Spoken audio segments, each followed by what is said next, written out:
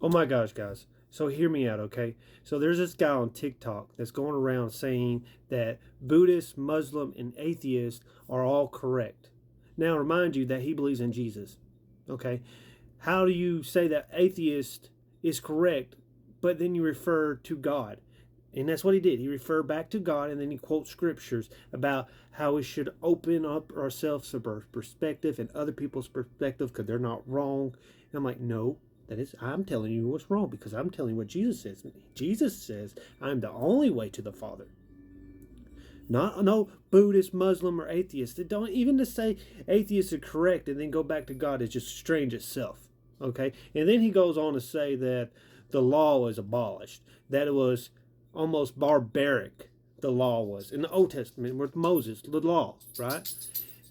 And then, but he refers back to Jesus, and I'm like, first of all, Jesus said himself, "I did not come to abolish the law, but fulfill it." Fulfill it. And then he goes and talks about manifestation of the mindset where you can speak into your reality, speak your reality into existence. There it is. Speak reality into your existence. That's false too. That's against the Bible.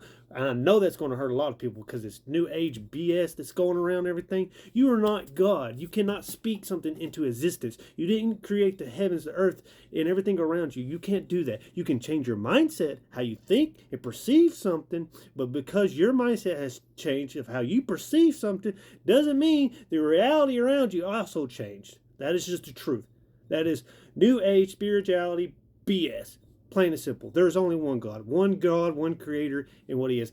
But that manifestation goes back to the notion, the reason why it's against the Bible, and the reason that it's not good is because it makes like you're God.